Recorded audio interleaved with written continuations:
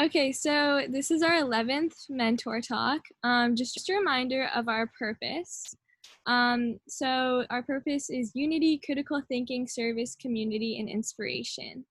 And if you guys have any questions or suggestions or mentors that you would like to have here, just feel free to let me know. Contact me or have any questions, feel free to contact me through this information. And finally, I am super excited to have our 11th mentor, Stefano Flavoni. He is a conductor, pianist, and teacher, and he's actually Lexi's contemporary music ensemble teacher. So I think this is a great opportunity for those of us who are going to pursue the arts or music in particular. So I'm super excited. Yeah, so without further ado, Stefano, we'd love to hear what you have to say. Hi, everyone. So I'm Stefano. I'm a conductor. I am a pianist. I happen to teach, and I'll be sure to include the distinction because I'll start with a quote actually that Leonard Bernstein, the famous Leonard Bernstein, wrote West Side Story, famous conductor, performer, yada yada yada. Always said that conducting is teaching. And that's sort of my mentality about everything. If you have something, your role is to pass it on. If you have a gift, a talent, an ability, your goal is to pass it on because you're not you're not here forever. You're finite. Your corporeal existence is finite. So you have to do what you can to improve the situation around you, make as much of an impact as possible, and then pass on what you know. So I'm very much a free-form kind of person. It's not going to be a lot of talking from me, I promise. I have a couple videos pulled up that I can sort of illustrate what we're going for, and a little bit of sound as well, and I'll share my screen. Thank you for making me co-host so I can do that. So I grew up in New York, immigrant family. My mother immigrated from Italy. My father was a refugee from Kosovo. Not Stravinsky and Webern, actually the Oliveros. Lexi's in one of the videos that I'm going to show. I grew up with my mom's side of the family, so the traditional fresh off the boat Italian experience. My grandma was an Italian chef, so I grew up cooking traditional Italian food at home. I still do. I grew up making music in church. There happened to be a piano in our house. No one in my family is an artist. No one in my family is a musician. And I was somehow born with perfect pitch and started clunking out music that I heard on TV when I was about 2. And then by the time my mother, we weren't a family of means. We grew up in a basement apartment about 10 minutes from JFK. And I demanded as a toddler piano lessons. And my mom, trying to put off a couple of years so she could save up, said, when you learn how to read. So I made it my mission every time, apparently, again, I don't remember this exactly, but every time we'd have a house guest, I'd make them sit me on their lap and read with me so I could force them to learn how to read, or almost out of protest to a delay to my piano lessons. So on my 3rd birthday, I started learning piano. And I took to it pretty aggressively. I was always an academically inclined person to reading constantly. I was very fascinated in how things worked, always finding new ways of exploring things. My room was always covered in Legos, always trying to build things and dismantle things, building and taking apart and rebuilding my computer. I had a computer before most people in my family did, so I was obsessed with taking it apart, putting it back together with our 256 megabytes of RAM. This is the 90s, not the 1950s. But it was a lot of fun, and it was a lot about exploration. And as I got older, I made my Carnegie debut when I was 14, playing a concerto with my youth orchestra. but I practiced too much, and I got very bad tendonitis. It was Rhapsody in Blue, and then and then the second concerto I played was Mozart 17. Yeah, it's a lot of fun. Mozart concerto. That's what I love. But I got very bad tendonitis, so I had to take a break from pushing that hard in music. So I entered college originally as a physics and applied math double major and did research my freshman year. My freshman year, my research advisor won the Nobel Prize in physics. It was Saul Perlmutter. I tried to find the pictures. It's somewhere. I didn't have enough time today to pull it up. I apologize. But yeah, he was the person who discovered the universe was expanding at an accelerating rate. And he did this by monitoring the basically dust emissions and the redshift and the dust emissions from supernovae. And I had the experience of controlling the Hubble Space Telescope to get metallicity readings from my laptop. Wild stuff. But it was not what got me really, it's not what I thought about before I went to bed.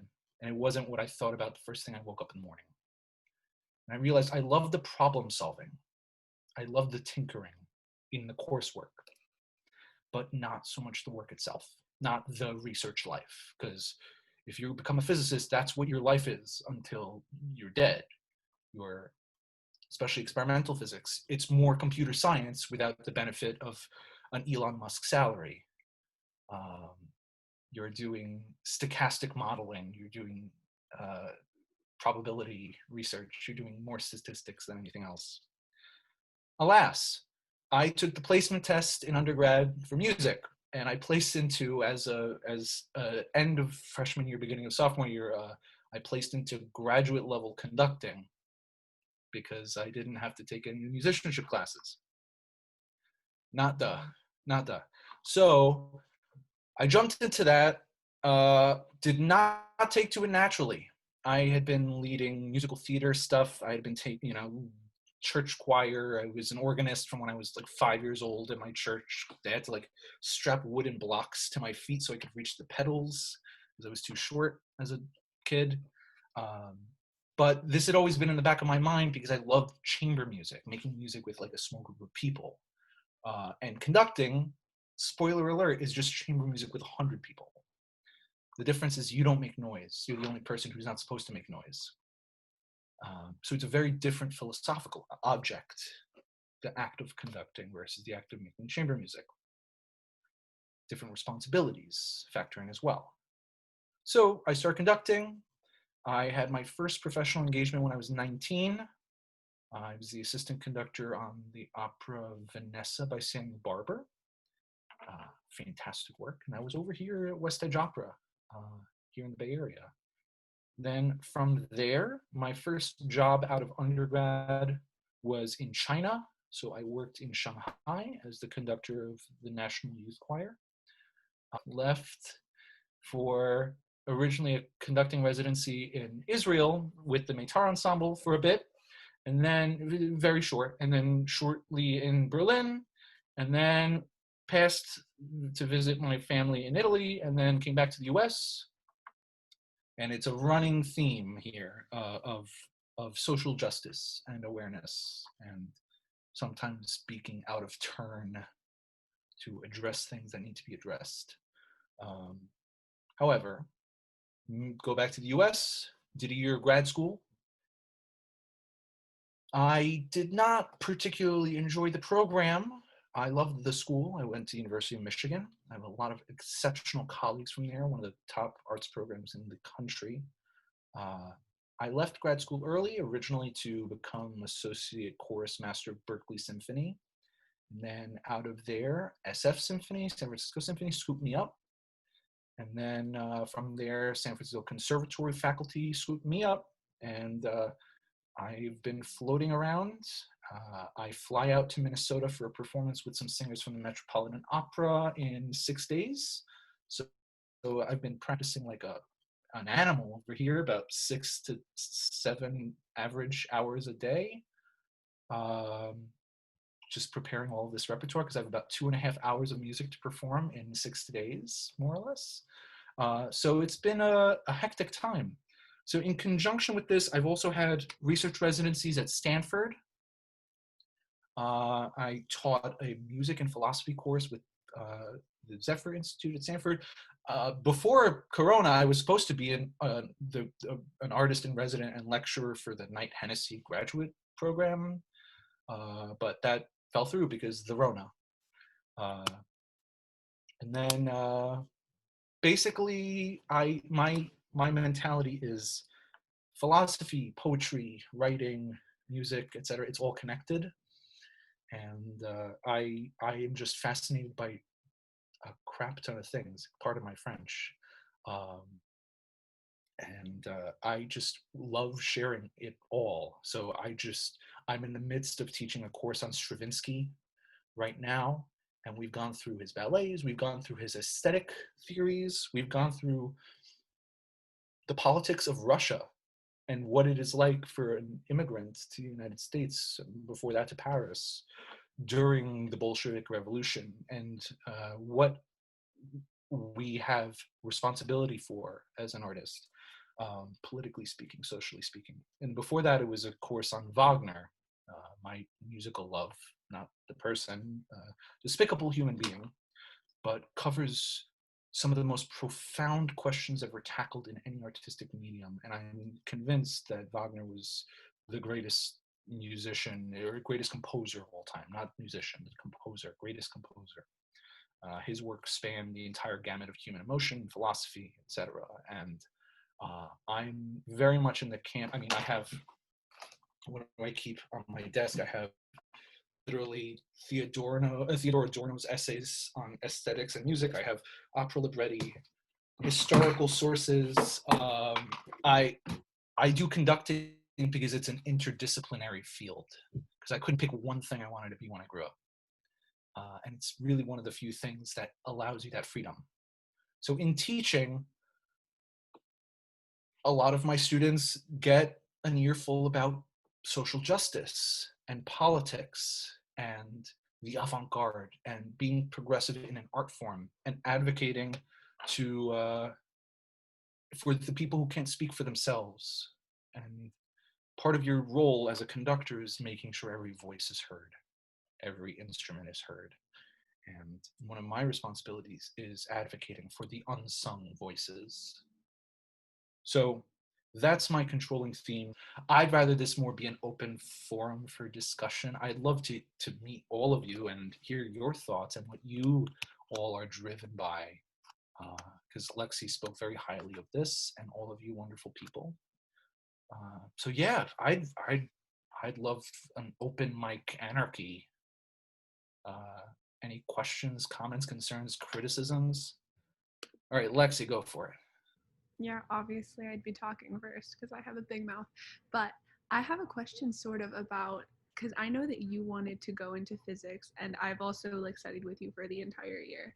And I've heard a lot about like stories that are not necessarily personal, but more about your personal journey in college and like choosing between doing like math and physics. And a lot of people see music as like you should only be doing music if you literally have nothing else, because you are sort of going to be like living day to day. Like with coronavirus, it's affected a lot of musicians, but how did Oh, you yeah. make that choice? So I'll tell you what I tell all of my students. If you can do anything else, do it. And in fact, if people say, should I go into music? I will often say no. Just no, you shouldn't. You shouldn't go into the arts. Because, here's why. A lot of people told me I shouldn't do it. I wasn't good enough. If they decide not to, after someone tells them not to go into the field, they will be happier for it. Because it means their heart truly was conflicted. The conflict was between like a 50% for the arts, 50% for a more practical field, practical and very, very stylized quotation marks. But they'll be happier because the arts is a lot of hermitage in your work. You're stuck alone. studying and working at your craft, honing it, and it's isolating and miserable. It's great, but it's deadening sometimes. And if one person telling you you shouldn't do it can convince you to not do it, you shouldn't do it. But if your immediate response is, you know what, I'm going to do this anyway, because that's what my soul is hungry for, you're going to do it, and you're going to do it really well. So that's what my standard response is: just don't do it, because the people who want to do it, they're going to find a way. Even if it means not doing theoretical physics. How do you like mix music and math together? I didn't check to see if anyone else was raising their hand, but how do you mix those two together? Because I know like your entire spiel about like what we were doing in contemporary music ensemble in the last like few weeks was basically like, I cannot describe it, but I remember a lot of squares and a lot of numbers and a lot of things like that, but I don't know how you can like put those two together. So I didn't put those two together. Those were invented by Arnold Schoenberg. We were talking about the 12-tone system, dodecaphonic music, which was a system of composition invented in the early 20th century by Arnold Schoenberg, the fantastic late great German composer, or Austrian composer, of the Second Viennese School, whose aim, because tonal music, you think of tonal music, music from the scale and chords, yada yada, had gone absolutely to the maximum it possibly could, and he realized that there was nowhere else to go. So he wanted to, quote, emancipate us from dissonance. If it's like, you guys ever see The Incredibles? If everyone's super, no one is. If everything is dissonant, nothing is. That's more or less the foundation. And it became a very, very well-constructed mathematically sound system for constructing works. The basic premise is that you have a row. They call it the row. It's 12 notes or 6 notes that are permutated in a certain way. The 12 notes of the chromatic scale, ordered a certain way. And you use that to generate a matrix of possibilities, basically, based on reflections and inversions, etc. But you can't reuse a note until you've used all 12 in a row. You can't go back. What it does is it forces a very strict parameter on your composition. This isn't math. The math stuff comes in music like Bartók. Bartók had a degree in mathematics and would use things like the Fibonacci sequence in generating the structure for his works. And one of my joys is finding the different numerical sequences that he would use in generating regular dramatic events in his works. If you look at music for strings, percussion, and celesta, it's Fibonacci sequence. If you look at concerto for orchestra, it's off by about 3%, but there is golden ratio across the whole thing. Both the numerator form of golden ratio and the inversion. So it's super fascinating. You get composers like Zanaki, Greek composer, one of the wildest geniuses in all of music. And in fact, today I posted a video on my Facebook, coincidentally enough, where they're like, "Oh, Herr Zanaki, we have this sketch for one of the pieces you've written. Where did you get the idea from this?" And he puts on his glasses. I don't know. And they ask him later on in the interview, "So what is your role as a composer?" And he goes, "Oh, my role is, I don't know." This is a genius mathematician, computer scientist in the very early days. I can pull this up and share because it's hysterical. Because it's exact opposite of what you expect someone like Xenakis to sound like. Let me pull up one of his works. Xenakis. Let's do Metastasis. Score. I'll pull it up so you can see what the score looks like. Yeah, Metastasis. I have an ad. Excuse me. Store presents a whole month of daily deals on stuff like this. Hi, book club. You all look really good. Okay. So, Yanis Xenakis. Okay. Okay, here we go. Right, here we go. This is what a Zanaki piece of music looks like. Let's go ahead.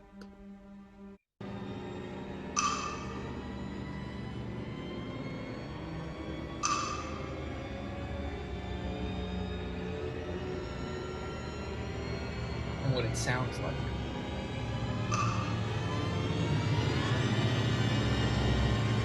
So this is an analysis. This is literally what you're seeing on the page. This is the structural graph.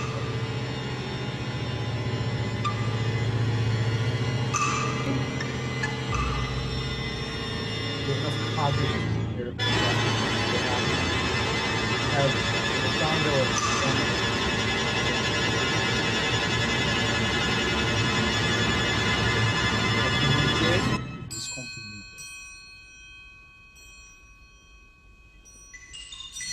now we have more order.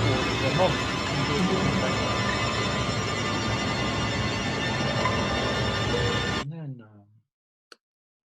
let me stop sharing and pull this video up from. Well, no, he transcribed it as visible for the players, readable, legible in normal sense, but that's more an analysis, an overhead abstraction of the piece. I'm gonna pull up this hysterical video because then you get this cognitive dissonance. Okay, here we go. Hold on one second. It's loading. Let's see this. I think. Okay, here we go. So now I can share again. Share screen. Here we go.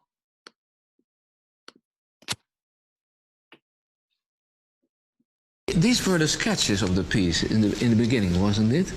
Yes, so that's up to a point. That's like how do you created it? I don't know. Not Western music is coming to us. What is your role in it? And my role, I don't know. Yeah.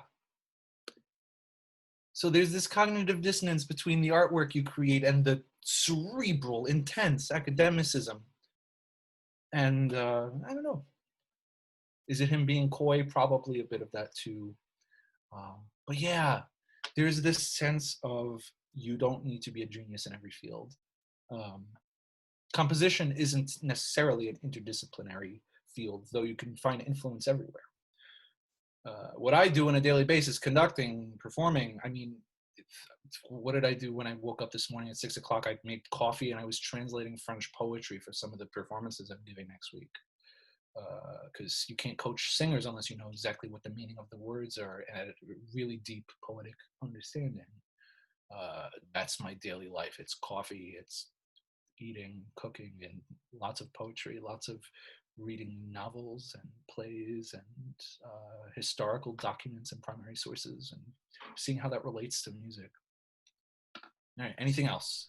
I don't have a hand raise button, but I was wondering, I know as an artist that it can get super discouraging. Sorry for the noise. It can get super discouraging because a lot of your friends are in like corporate companies and doing very well financially and have a lot more free time because they make a lot more money. So how is that for you? Was it ever super discouraging to like want to become an artist? And did you ever doubt it? Or yeah, I'm a dancer, so that's fine. Oh, fantastic. So are you considering ballet as a career?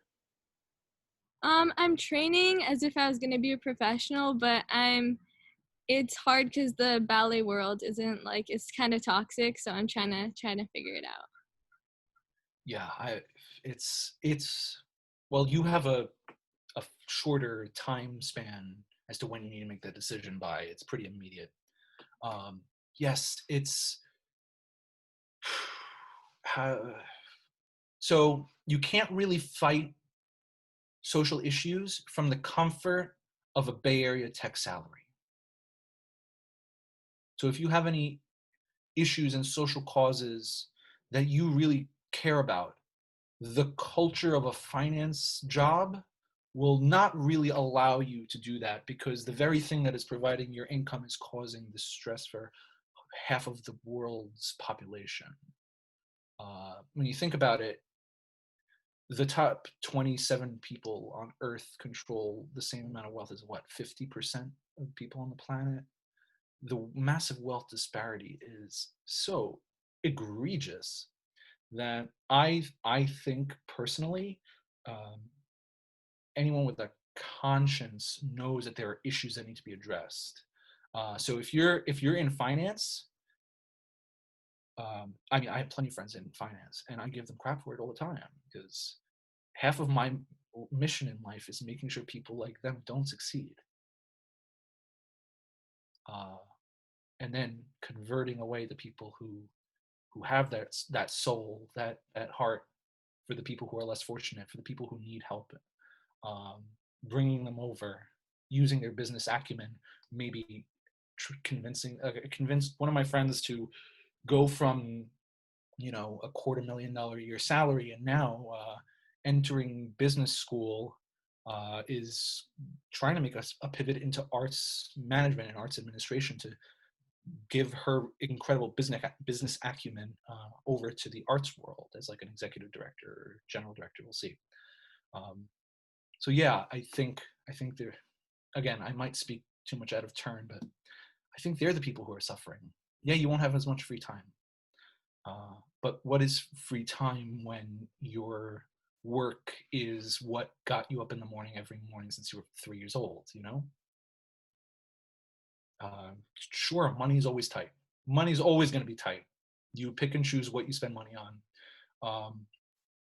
Artists inherently bad with money, because it's something of lesser value than experiences and cultural artifacts. So that's why you have so many people of any artistic medium who are just terrible with money, because it never really factored in. I was never someone with means, and so I had to earn very quickly what the value of a dollar was. But even today, it's just, I'm very vocally anti-capitalist in my art practice, in even my teaching. I'm notorious for it. I have a couple raised hands, and Jada, I can always, if you want to talk more about the art field, if you're really considering it, always contactable. I you know, I'm, for anyone who's considering the arts, open invitation. I'm here to basically make the journey a little bit easier for the next crew of people who have to take the reins. That's how I started today talking. It's I just want the journey to be a little easier for the next group, because it's been rough on my end, certainly in a lot of ways. All right, who, Hallie? Yeah, hi. Yeah, it is Hallie. Hi. I get Haley too, anything works. Yeah, so I guess I was wondering, was it hard to kind of incorporate your passion for, you know, like social justice and really using your voice for people that may not have a strong voice to music, or did it, I guess, come more naturally? Because I'm interested in a career either in the arts for acting or in athletics, which are, I guess, similar in the sense that, you know, it's hard to sometimes make that platform for yourself to speak up on other issues, but I still really like the idea of kind of using any platform you can to, I guess, take different steps of progress in different forms, but I never know how much that's possible in different careers. It's so funny you bring that up. Absolutely. One of my good friends is Julia Bullock. She's one of the best living young opera singers. I'll type her name in the chat. Just this morning, she did a performance of Nina Simone songs for women in particular, and also spoke about her experience as a person of mixed race, you know, a Black American woman working in a historically white centric field. You know, she is an incredible inspiration for me, but she's used her platform as being literally the most popular young opera singer of our time, and probably one of the greatest young musicians of our time. She's 30. She turned 32 yesterday, 33. I forget. and she's married to one of my best friends, so I'm always in contact with her and my friend Christian. She's doing remarkable things because she's speaking truth to power because of virtue of her experience being a person of mixed race. I come from a mixed heritage, yes, but I present as white. My skin is white. I don't pretend to have the same experience as someone who is a person of color in this country. I don't pretend to, I don't ever imagine I will. However, what I do know is financial difficulty. I do know societal difficulty. I do know religious difficulty. So anyone anywhere who suffers from these crises of faith, of experience, of finance, of just wholeness, I will fight for them as much as I can. I was on the ground the very first night of the Oakland protests. I had a hot date with a can of tear gas thrown my way by Oakland police. Was out there until about 1 a.m. And then was back out there at 6 a.m. to help clean up. I've had ribs broken by police officers in undergrad for protesting during Occupy. This has been a controlling theme, is I'd rather I take the fall for something than someone else have to suffer when I was not active. Same thing applies to the whole China story, is I had the platform to speak up. Why didn't I use it? Same thing applies here. It's when you have a platform, it is your responsibility to do what you can. So in the arts, sometimes your platform is 5 people. Sometimes your platform is your very backwards family, for instance, in terms of, let's say, race relations. Maybe your platform is educating them. I've taken that responsibility in my own family, and it's very difficult. It's more difficult to do that than to talk to my artist peers, because there's a certain level of hive-mindedness in the arts. You know, family not so much. So it's a little bit difficult. In terms of how you can make an impact in terms of acting versus sports, you see what's happening right now with the anti-Semitic comments, because it's, you know, it opens a lot of questions as to who is protected in this combat against racism and prejudice that we're on right now. And there's a selectiveness in terms of who people want to support, and that's not okay. Anyone who's wronged and a victim of injustice should be under the safety of their peers. We're all cut from the same cloth, whether it looks like it or not. I think platform and voice are kind of constructed things, because you always have a platform.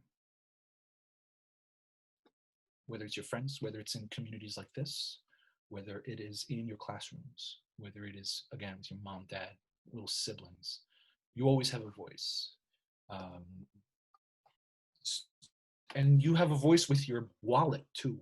Companies you purchase from and don't purchase from.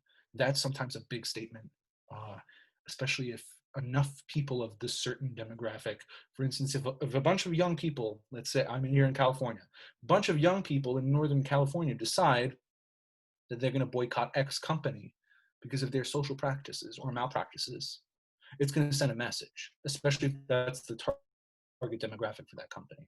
That's what people say when they say vote with your wallet. Doesn't always work in politics, but it definitely works in a corporation. That's one of the chief benefits and the ways of bringing down or bringing about change. Anywho, Mark, you still have a hand up? Yeah, first of all, I want to say thank you for the talk. It was super cool. So I was wondering, since you're a classical musician and, you know, very active socially, I figure, you know, you would try to kind of expand the audience of classical music, you know, try and bring it to other people, which is great. But when you deal with music, for example, like what you just showed us with the Zanaki, which is kind of, you know, thorny, and already classical music is already relatively difficult to understand if you're not, say, a performer in it. You know, how do you make it more accessible to people? Is it like with the program, or maybe because I've seen many different ways. And yeah, as Jay said, I'm a pianist, and like Awesome. I'm a classical musician. Even still, things like George Crumb or Philip Glass, I I love struggle Crumb. to understand depending on the piece. So how would you kind of, you know, make it accessible for a wider audience? Well, first off, fellow pianist, Crumb, one of my favorites. But you have to be judicious about how to program, and that is a major issue, and it's a passion of mine actually. Uh, a lot of my friends come to me for advice on programming their concerts, whether as soloists or conductors. You kind of have to have a special eye for it. We always have the grid, right? When you go to an orchestra concert, you have a 10-minute overture, then you have a concerto, intermission, then the bigger piece. That model is dead. It's dead in the water because the average donor is going up in age, and eventually that average demographic is going to be beyond the average life expectancy in the US. Tech does not donate. How do you get people interested? By making it hip. So in the Bay Area, they have Soundbox, which is the best artistic event you can go to in the SF Bay Area. They turn one of the main rehearsal halls into a nightclub, and they have new music there presented alongside like Baroque music, and it's 21 and up, so you guys have a couple years. It's for us old people to party at and make great music and hear great music. However, I will tell you, I'm very militantly opposed to even the classical space of performance, because the concert hall is kind of like going to church. I mean, you have people dressed in clothing from a different age. We don't wear tuxedos because that was what they wore when they were performing a century and a half ago. Just because like that's what they wore in their daily life, and it just stuck. We're stuck in a museum. So for me, when you're performing music by 200-year-old dead white men, you have to be very judicious in which of those white men you perform and how you present it. For instance, Wagner, terrible person, terrible human being. However, his music explores a layer to the soul and to the experience of all mankind that needs to be heard. And you need to understand who he was as a person and address that in your staging. However, do I think we should be giving a voice to, I'm going to pick a composer out of the blue. I hope I don't offend anybody. If we're given the option of performing someone like Florence Price or Margaret Bonds, an underplayed, underrepresented Black American woman composer, or another Mendelssohn piece, both good, would I program the Mendelssohn? No. No way. No way. Because that's not using your platform to assist those who need. Now, how do you make it more palatable, which is the crux of the question? How do you make new music palatable? Well, I don't believe in new music series, in new music ensembles. I think we should have good music series and good music ensembles. It's the reason why the new music ensemble I lead at CM also did Mozart in a concert with improvised Pauline Oliveros and Stockhausen, all done in pitch black darkness, in which we confiscated the audience's cell phones so they couldn't have it light up their big dumb faces. And I actually have a video of that to share. Let me pull up the video. Make sure I have this right. Okay, here we go.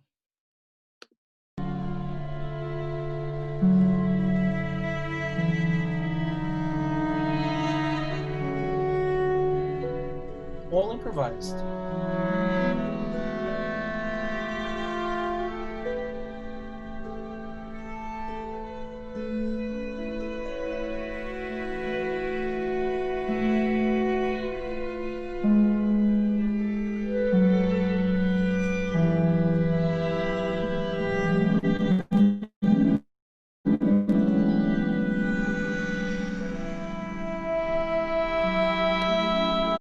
And then there was Steve Reich clapping music, and then a Mozart divertimento.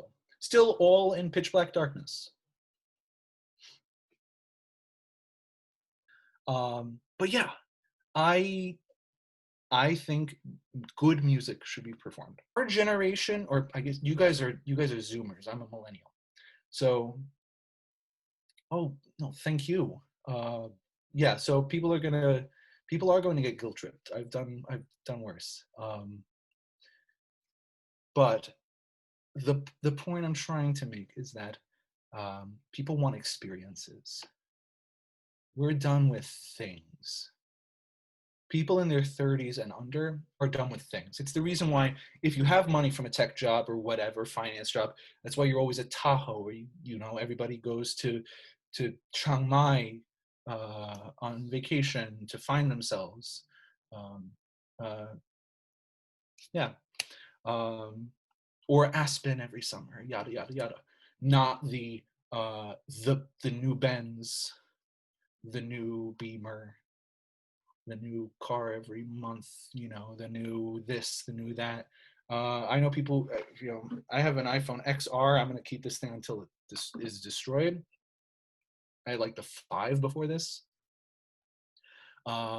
Things are less impactful on our daily life than experiences, because experiences change who you are.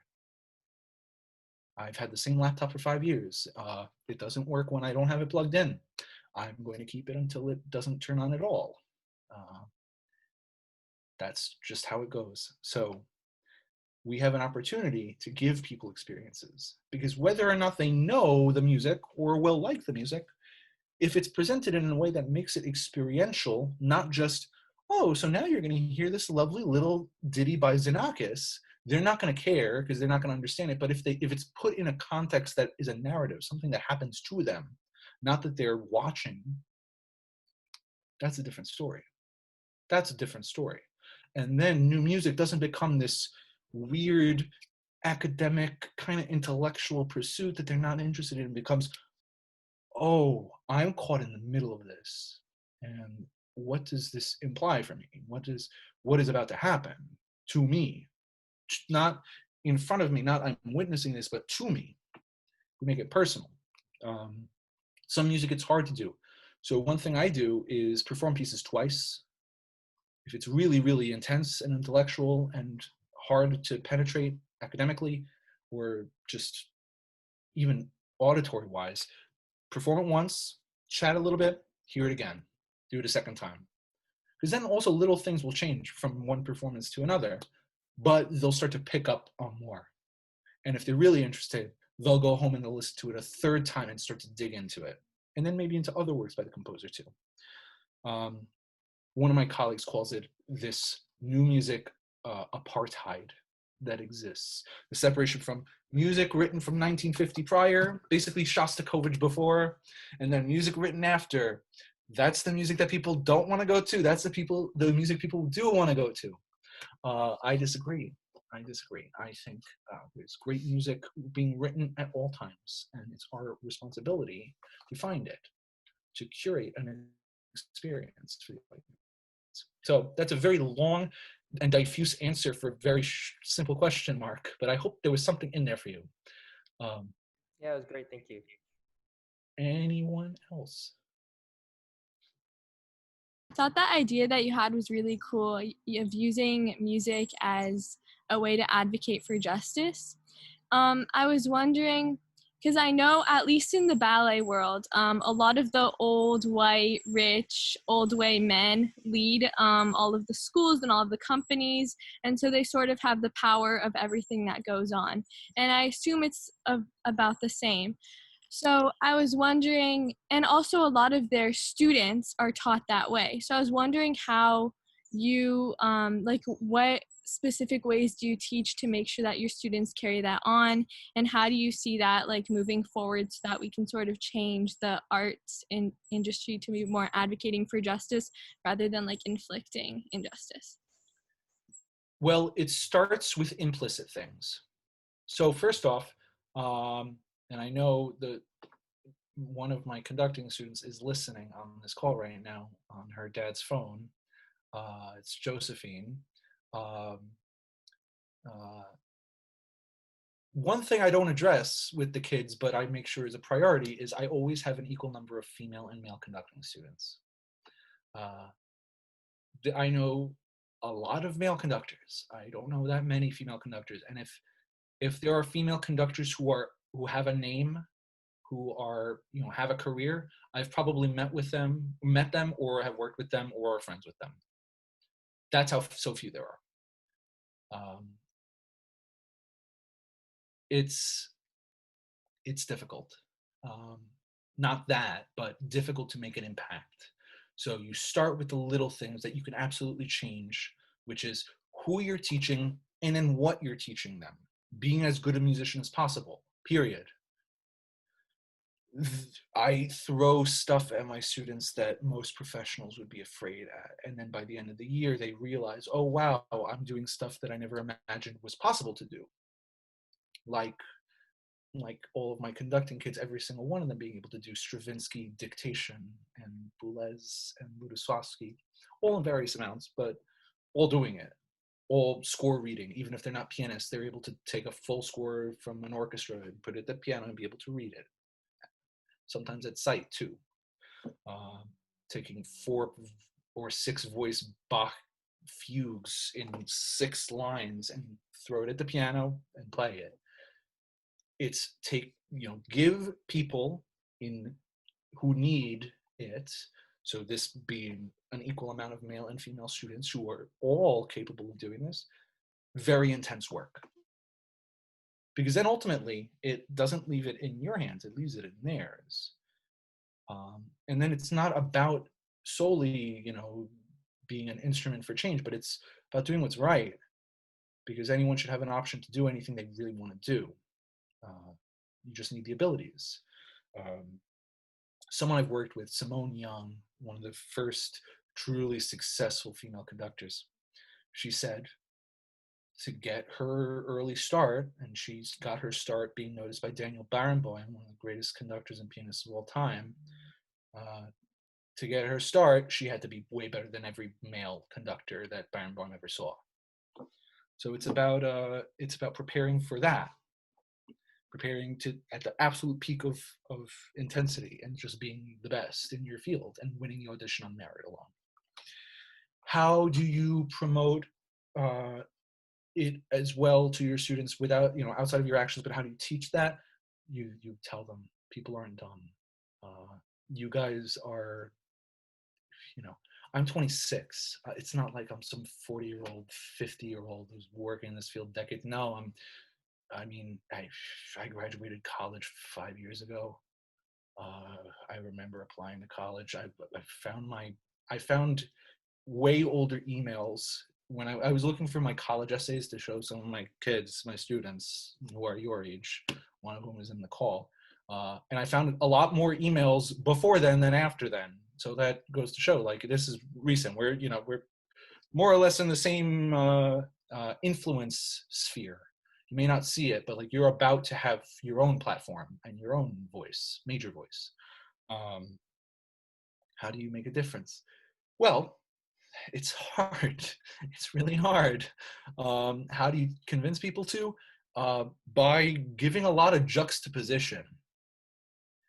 People respond to juxtaposition. You have a lot of people who are just so, when you're in such rarefied air, it's hard to imagine that people still breathe oxygen down there. So little ways of just speaking truth to power. Find little courses of rebellion in your own life. That's really like the major one, because you find meaning in rebellion and little revolutions. If you find injustice, you do what you can in the moment and be an example, both for good and for bad, because sometimes people are uncomfortable with the when you're trying to be an example with some things you might do or say. But if you are doing it from a true moral source, it's always the right option. Yeah, that's really it. There's no ifs, ands, or buts. It's not even a rocket science or anything. It's no hard method. It's, do you have a conscience? Then use it. What is your heart telling you to do? Because helping each other isn't rational.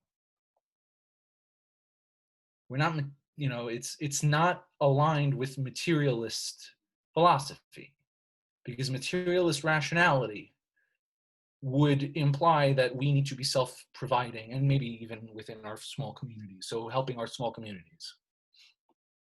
Yeah, no bueno. However, as your resident artistic anarcho-syndicalist, friendly neighborhood Spider-Man-esque, no, you need to make sacrifices for other people, because those other people are a part of your community, whether you think so or not. And they're part of you, because you are defined as much as by your community than by your own construction of yourself. So if you view everyone as part of your community, you're viewing everyone as yourself. And thus helping yourself means helping other people. And that's the missing link that isn't viewed. No complacency, absolutely not. Absolutely not. I mean, after this, I'm going to be practicing probably until 11 o'clock tonight. My neighbors and I, there's been a lot of arguments this week about practice time. No complacency. Nothing's good enough. Until every person is fed, every person has a roof over their head, every person has a voice, you're not done. When I talk to people, especially recently, the past couple of months, about the Black Lives Matter issue and what needs to be done regarding police reform, etc. The first thing I say is, where's your receipts? Where's your receipts? Because if you don't send me the receipts that show you donated to an organization that's helping fight social atrocity, you're part of the problem. So where's your action? Do you have proof you were at a protest? Do you have proof that you're writing to every politician you can possibly write until your hand cramps off? Or are you if you're in a financial position to do so, where's your receipt? So that's what I'll end with. As you go on with your day in music and art, in whatever your passion is, where's your receipt going? So thank you guys for having me. I hope this was helpful or interesting at all. This is just what my students have to deal with on a daily basis, as they can attest to. No, thank you. Thank you so much. This was really inspiring, and I think it's really helpful to see how you can truly live your life through service while being a musician. So yeah, thank you so much. And also, Hallie is doing a student athlete thing on Sunday that you guys should go to. And yeah, thank you guys so much. I'll see you next Friday. And thank you so much, Stefano. This is really amazing. My pleasure. Anytime. Have a great day, everyone. Bye.